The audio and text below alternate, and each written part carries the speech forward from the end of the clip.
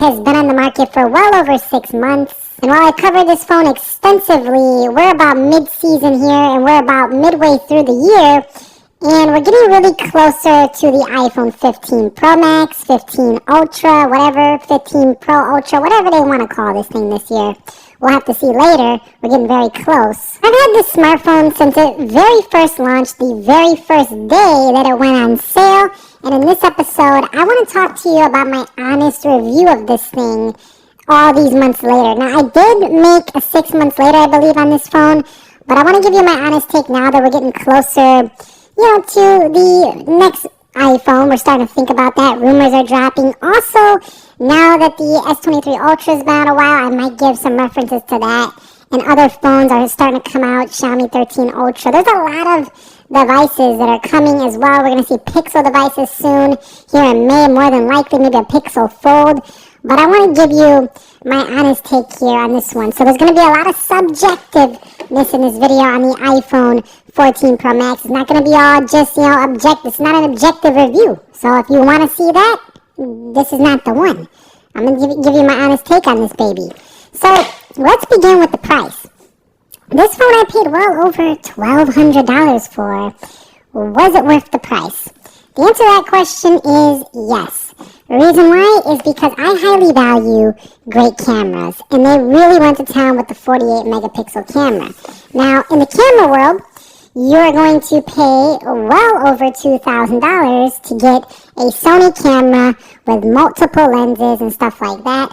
And having great cameras on a smartphone really, to me, makes the price worth it. Mostly, too, because the 4K video on here and the actual performance of these lenses do rival professional cameras. And for that reason alone, I do feel like the price point of these phones are really kind of worth it. Also, the way they actually, work in social media applications like Instagram, as well as some others, they're just super smooth. Photos look great. No matter which you're using, you can go ahead and follow me here if you're interested. This is where I post things about my life as well as mostly about smartphones and technology. So Nick Ackerman channel, Instagram handle right there. But anyway, shameless plug. We will have to say that you are going to definitely get really good cameras for the money there. Also, having this stainless steel material, I've been talking about this for years, and I sound like a broken record player at this point, guys, but honestly, I pick up this phone and I feel like I'm holding a top quality device every single time. Now, while Apple has been doing this for a long time and it's getting kind of boring, seeing the same design, that is true. I'm not going to deny that. I still feel like at least if you haven't had a Pro Max or whatever, you're still holding a super premium device. Now, inside the box of the iPhone 14 Pro Max and 14 Pro, you only get some warranty guides, a lightning cable. In addition to that, you do get an Apple sticker as well. So, not a lot going on in the box, but one thing I do like is that their boxes are a little bit more environmentally friendly, and they're very thin now, so you don't really feel like you're getting a super heavy, box anymore. So there are makers out there still putting you thicker boxes, but some of them are also giving you chargers. Yay. You probably already have a lightning port if you've been using iPhone at this point. Now, the dynamic island here, this thing is pretty cool. I mean, it's not as useful as I thought it would be. It just kind of sits up there and, it kind of just fades into the background. I don't really even use it all that much, to be honest with you. It just kind of works in the background, and while it's a cool thing, I'm being totally honest here, I don't really find it all that useful besides the here and there cool little thing where you can answer calls and see a couple of things. So I don't think this feature was a breakout feature for Apple, although I do like one thing a lot about this feature, and that's that it definitely separates it as an iPhone. When you see this, you know that the person is using an iPhone device with the dynamic island up there. So definitely I want to see it come to the iPhone 15, the regular 15 models, and maybe the 15 Plus. So it's not just kind of exclusive to this phone. Now, I will say that this phone right here, when we're talking about the body and the build, we talked about the stainless steel. I did get some scratches here, and honestly, I'm not very happy about that, but I do have to say that, with these painted stainless steel edges, you are going to get some scratches from just putting the lightning port in there. off and on. Now, I have dropped this phone several times since purchasing it, and honestly, it's held up very well, although in a case. I did have my wife actually she had a 14 Pro. She has since went back to 13 because she didn't really care for the cameras, how they did the new aperture where it kind of like blurs the background a little bit. She wasn't a fan of that, so she went back to the 13 model. But the cameras, she did hit the ground with it and crack the cameras. We had a whole fiasco. We had to fix it at the Apple store.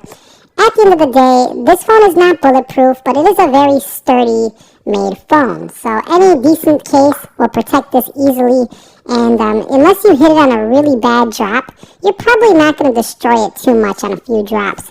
I still would not keep this phone by itself. If you're wondering, where's your cases? They're right off to the side of the frame of the video. I take them out of the case for the video. I like these cases because they cover the whole camera. This is no sponsor for this brand, but I will leave the case link below because I know a lot of people get annoyed when I don't leave the case that I'm showing in the video linked below. They have this in multiple colors, but what I really like about this is that it's a silicone. It covers, pretty much everything very well, and it really protects the camera, which is very important to me. If I drop that camera, that means I have to get a whole new iPhone. I'm not doing that, or I have to go get it fixed with AppleCare. So I'm not trying to do that, so I do use a case. Now, moving on to display of this phone. Honestly, by this point of the year, I think we're at the point now where displays don't really, it's not something that I look at and I'm like overly impressed with anymore. Apple has made this display so bright, so vivid. I mean, it's not the most vivid. Samsung has taken the crown there. But it's very sharp, it's vivid. And again, it doesn't have the highest PPI or the most saturation, but it's very well tuned. It gets incredibly bright outdoors. It's so bright, in fact, that I never really have it all the way up. And it has dark mode, obviously, just very crispy. And overall, displays on most smartphones are amazing. If I compare this to a OnePlus 11, an S23 Ultra, Xiaomi 13 Pro, whatever it's going to be, it's all going to look good here. So, yeah, that's my PS gamer tag. I don't really play too much, but if you want to check it out, that's my PS gamer tag. But anyway, that's not the most sharp out there. There is higher PPIs, but nobody's ever going to notice. It still has a really good panel. I don't like how Dynamic Island gets in the way, though. I don't care that it's been 6 months later. I literally still can notice that it gets in the way. And there is an iPhone 12 with a notch. That also gets in the way. But with Dynamic Island, it's so obvious because there's also some screen around the Dynamic Island. So I'm just drawn to look at it. Like, my eyes are just like beamed on it a lot of the time. So I definitely do not prefer this phone for media consumption, when I pinch into the full screen. I'm watching a video, I don't really like to pinch full screen on this phone because I just can't stop looking at my vitamin pill up there. That's why I like to call it, because it looks like a Tylenol or something. But definitely, I'm not really feeling that.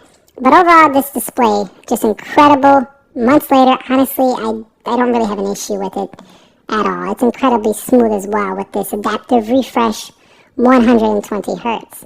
Now, performance with this phone, with the Apple A16 Bionic, you've seen it in multiple videos, went out in Geekbench, went out in a lot of areas.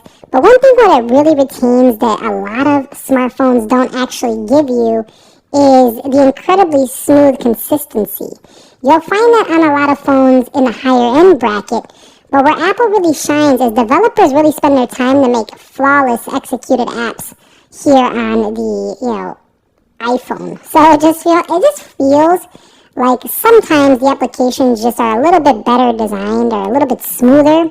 Have you on the iPhone? I was looking at some athletic shoes, but it just looks like it just feels like the animations or something are just nailed. Like it's just really polished and premium to the eye. So performance-wise, faster than most phones out there. And several months later, again, it's really about that smooth experience, the consistent polish. The software is what really does it here in 2023. Having great applications with no lag really at all. I will tell you one thing, though, and I'll be totally honest with you. This phone hasn't been perfect. There's been times where the lock screen has locked up on me. I couldn't get in. By the way, this is a picture I took when I was in LA.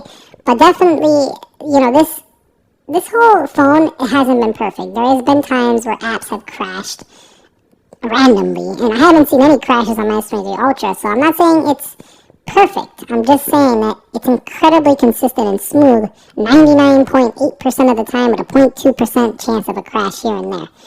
But it rarely happens. And some people who are watching this video are like, what is he talking about? They've probably never seen a crash on their phone. And if it has crashed, usually it's a bug in a particular software version. Now, speaking of software, moving on. How am I feeling about the software? I feel like the software is rather boring these days if you're into wanting newness. However, it's so well executed and it's been very polished over the years. They're on the 16th version already. We're going on iOS 17. And it's so, melded into your life if you use iOS, Mac products, Apple Watch products, iPads, whatever, Apple CarPlay. This stuff is so melded into the fabric of your everyday existence. You're using this stuff like you would use a microwave or a refrigerator. It's like an appliance, but it gets updates. So you are constantly seeing new features and stuff like that. So truthfully, the software, while not super exciting to use, it's kind of boring, honestly, it just works. And it works very well. It's super smooth. I don't like how you can't, customize the app library. Maybe we can do that in the future. Customization is lacking. No split screen is super lame. I feel like super lame. Like super Apple, this is super lame. There's no split screen on a phone at this size. It's ridiculous. Honestly, all these years I've been saying it, and I'm going to say it until you bring it to the next iPhone.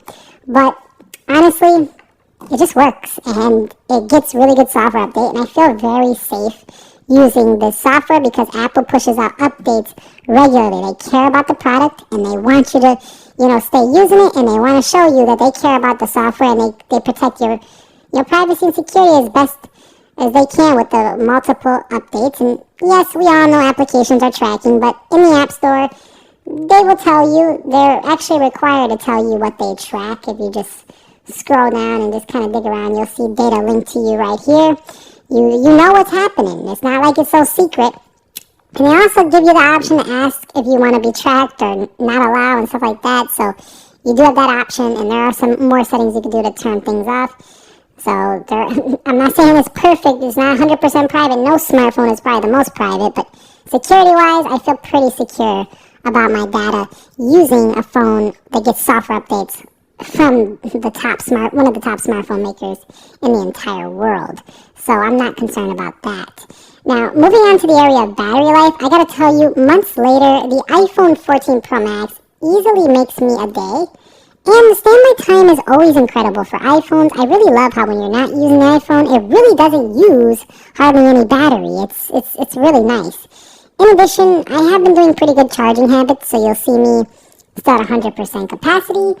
But what I will tell you is that this battery life, because of this higher brightness screen, is not as good as my 13 Pro Max. So while I can praise it for still being good, I cannot say it was better than last year.